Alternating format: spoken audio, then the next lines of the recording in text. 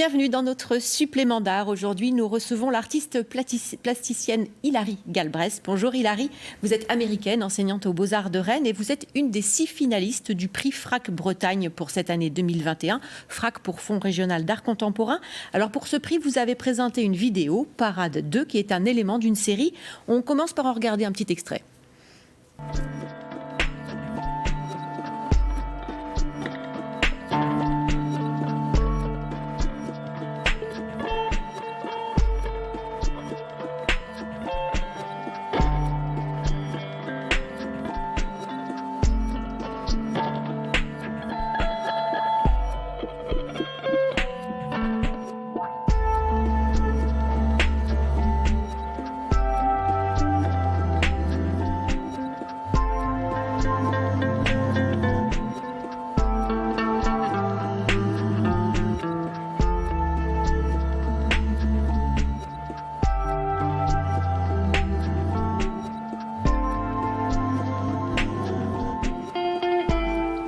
Donc cette vidéo dure au total une vingtaine de minutes. Donc on voit de gros insectes au milieu d'une forêt. De quoi s'agit-il? Expliquez-nous un petit peu là. Donc effectivement, on voit ces personnes dans les costumes d'insectes.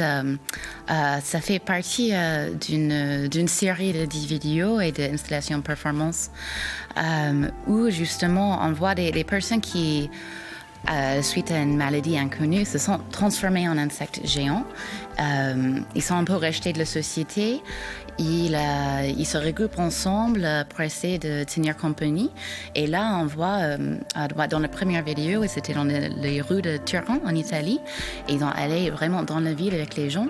Et dans cette deuxième vidéo, ils sont en retrait dans la forêt, un peu de fuir cette société humaine et être dans la nature. Et après, ils vont faire la fête ensemble.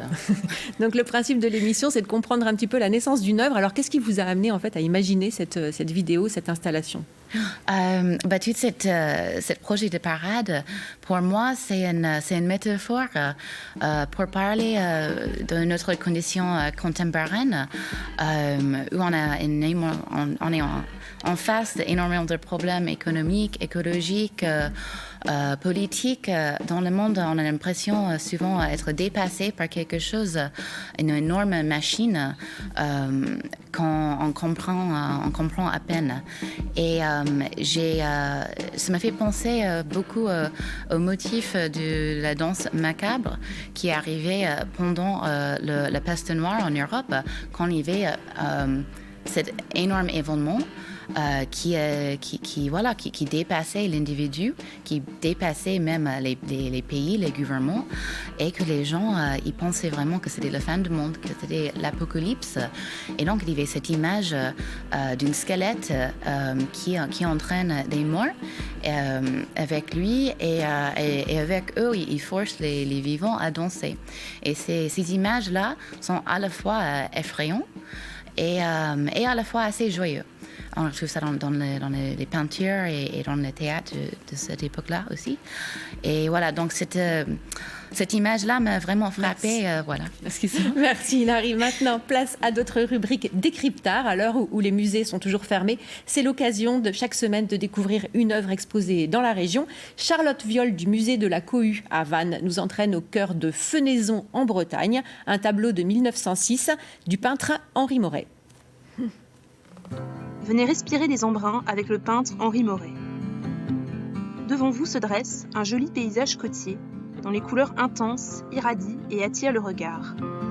La palette de l'artiste, sa touche vibrante, l'utilisation particulière de la lumière sont des spécificités picturales qui caractérisent l'art d'Henri Moret et le rapprochent du mouvement impressionniste. L'azur profond de la mer contraste bien avec l'or fauve du foin. 3 paysans pratiquent la fenaison, c'est-à-dire la coupe et la récolte du foin.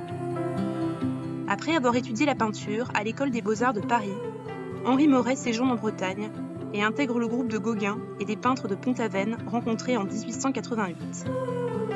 Il s'installe à Douélon, dans le Finistère, en 1894.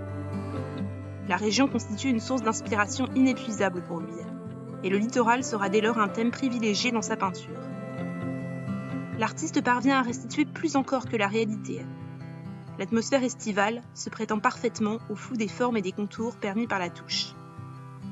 Sensation et poésie imprègnent la toile, qui se situe dans le sillage d'une modernité picturale affirmée.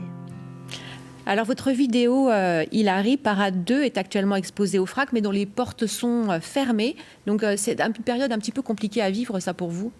Je suis très contente quand même d'avoir une exposition qui est ouverte dans des conditions assez particulières. C'est ouvert pour l'instant sur réservation pour les professionnels du monde de l'art. Mais ça fait 1 an que moi, avec tous les artistes, on a eu beaucoup d'expositions reportées, des expositions annulées. Donc, c'était quand même un plaisir de pouvoir monter une exposition collective et de voir ça aboutir.